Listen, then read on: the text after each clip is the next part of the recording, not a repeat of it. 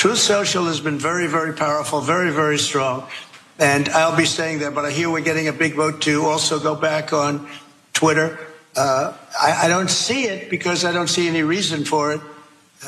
They have a lot of problems at Twitter. You see what's going on. It may make it, it may not make it, but the problems are incredible. The engagements are negative, and you have a lot of bots and you have a lot of fake accounts, which I think they should get on. There you have former President Donald Trump pretending like he doesn't care about Twitter, has no interest in posting on Twitter. But over the weekend, when Elon Musk put up a poll asking Twitter users whether or not Donald Trump should be allowed back on the site, Trump posted about it on Truth Social, saying, "Vote now with positivity, but don't worry, we aren't going anywhere. Truth Social is special. It's special, all right. Just not in the way that he thinks it is." But nonetheless, if he doesn't care, why is he asking his fans and followers to go participate in the poll? In the end, about 51.8% voted yes, and Elon Musk did in fact unban Donald Trump from the platform. Now Musk is desperately trying to get Trump to post on Twitter, which I don't really know why, but Trump so far has resisted. In an interview at the Republican Jewish Coalition Conference over the weekend, Trump tried to explain why he would not be tweeting and briefly forgot the name of his own website in the process. Let's watch. What do you think about Elon Musk buying Twitter? And if you are reinstated, will we see you back on Twitter again? Well, I like that he bought it. I've always liked him. I got along with him very well. He did put up a poll, and I hear it's very overwhelming, very strong. But I have something called Trump. If you look, it's Trump-owned, but it's really fantastic. Truth Social, and Truth Social is through the roof. It's doing phenomenally well. The press hates to talk about it, but it's doing phenomenally well. I think engagement is much better than it is with Twitter. And it's taking care of voices that really want to be taken care of, and really smart voices, brilliant voices. Truth Social is not doing really well. And if you want to talk about engagement, keep in mind that while Trump had 80 million followers on Twitter, over at Truth Social, it's down to 5 million. Now, technically speaking, Trump is allowed to post on other sites. His agreement with Truth Social opens the door for Trump to engage extensively on other platforms. Trump is obligated to give Truth Social a 6-hour exclusive on any post, but is free to post political messaging, political fundraising, or get out the vote efforts on any site at any time, according to a May SEC filing.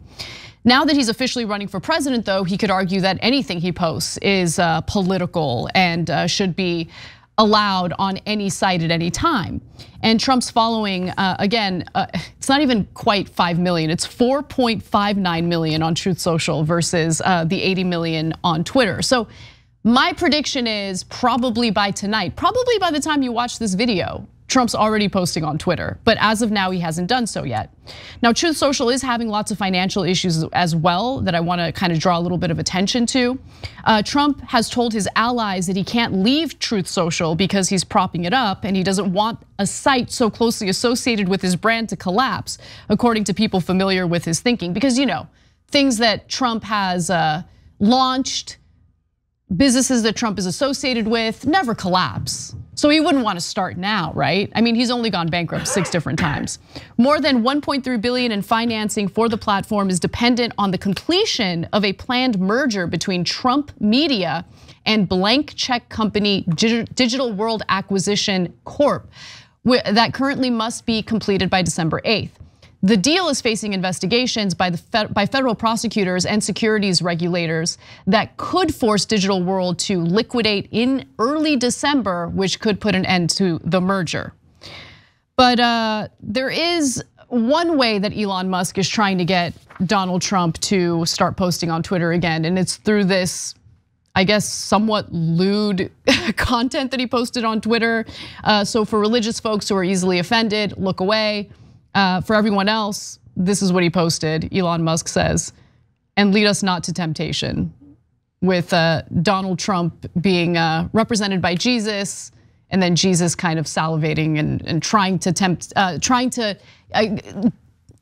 Resist the temptation. Resist the temptation to, I guess, have sex with that animated figure. Yeah, fair enough. Yeah. Okay, so look, one of our members has it exactly right, which is unsurprising. Richie at Poor on Twitch said he won't be going back to Twitter because SPAC can get sued by its investors and he'll go bankrupt again.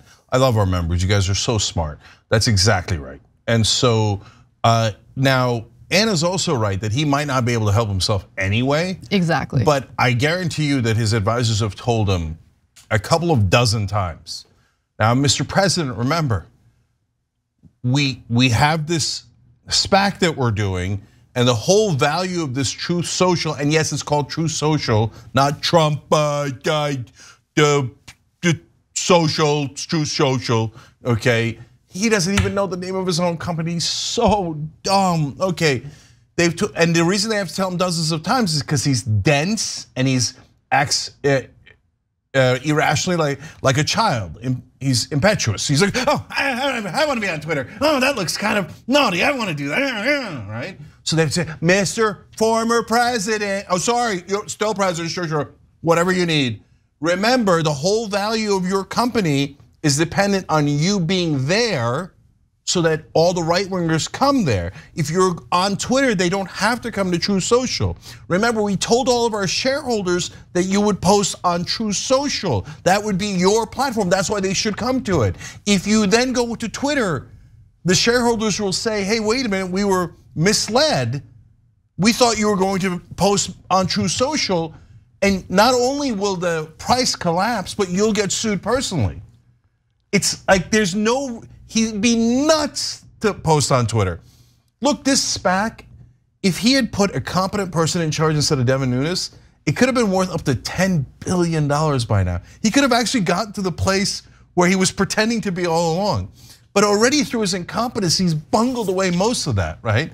By hiring complete incompetence, running a totally ridiculous organization that did not give confidence to shareholders, being erratic, saying terrible things, etc. But now he could still rescue a significant amount of money if he just has the discipline to stay on his own platform. He's going to be posting on Twitter. There's no way he's going to do it. No, he's going to post on Twitter. Like, you think, when has an investigation, criminal investigation, ever stopped him? When has a lawsuit ever stopped him? He doesn't care. He thinks that he's entitled to do whatever he wants with impunity.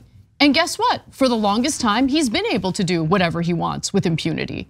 So, like, I know, but there's one wrinkle here, and I'm not saying that he's not going to, but he's going to blow up big time. It isn't about, oh, hey, lawsuits, he's going to lose the lawsuits. That is real and could happen, but mainly the price is going to fall, right? You mean Trump might be swayed by a smart financial decision?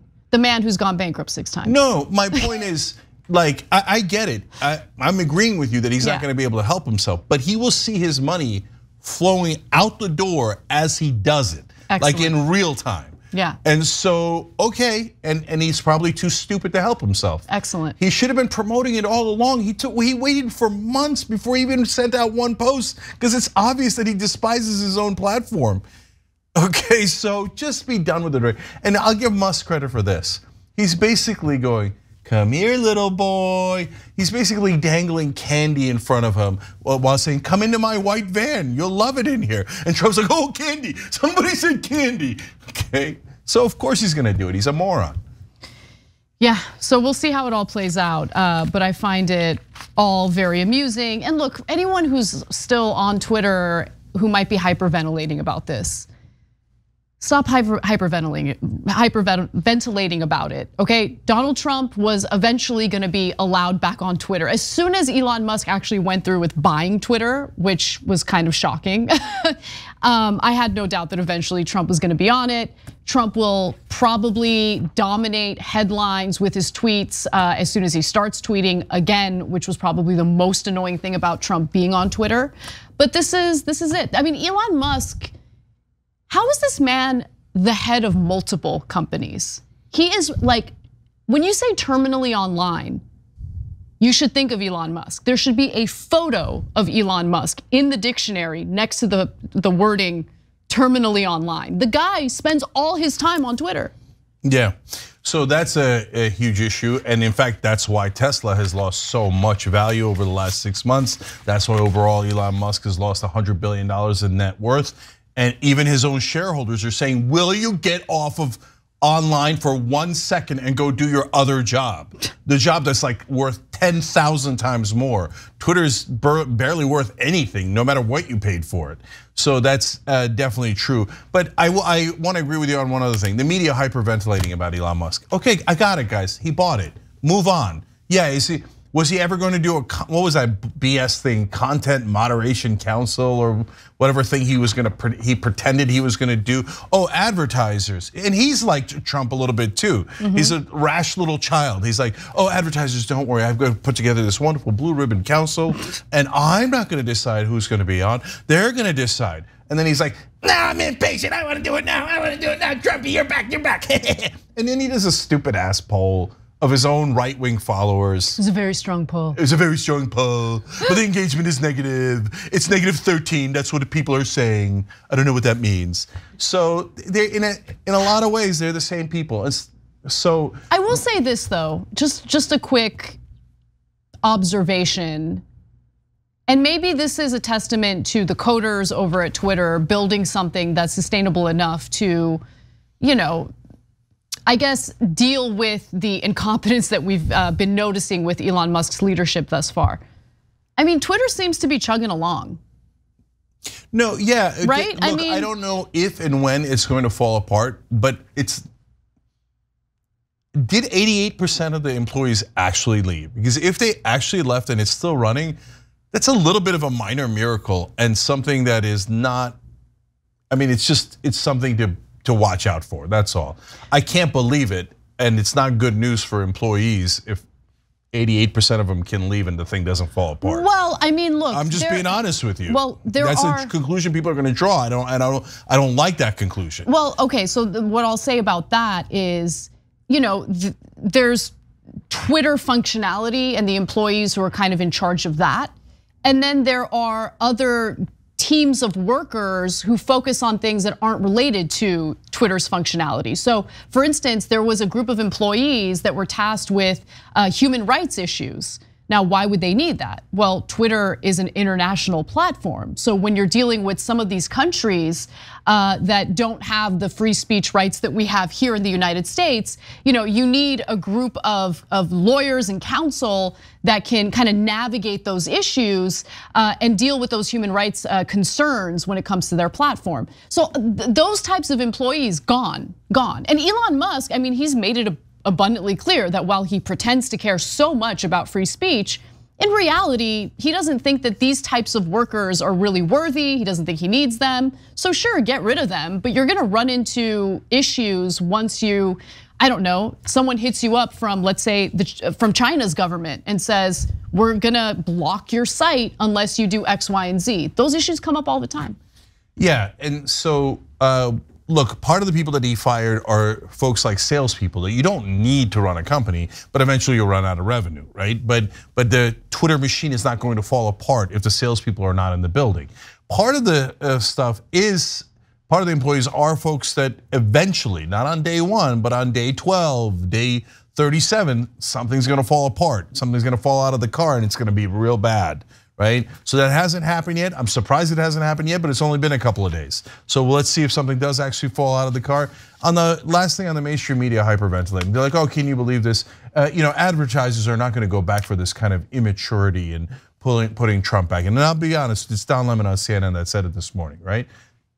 Okay. Come on. But Don, you live in a glass house. CNN propelled Donald Trump to where he is today. CNN hired a bunch of Trump administration officials to be contributors. What are you talking about? What are you talking about right now? No, I can't with these people. And the reason is because they're mainstream media and they look down their nose at any kind of new media, including social media, and they're like, oh, Twitter is so unserious. That's not where serious advertisers should go. They should know here at CNN, we value advertisers way more than anyone else on the planet. That's why, for example, we'll lie on their behalf and try to torpedo Medicare for all so that they could charge higher drug prices. Do you see how morally uncompromised we are at CNN? Please spare me. Thanks for watching The Young Turks, really appreciate it. Another way to show support is through YouTube memberships. You'll get to interact with us more. There's live chat emojis, badges. You've got emojis of me, Anna, John, JR. So those are super fun. But you also get playback of our exclusive member-only shows and specials right after they air.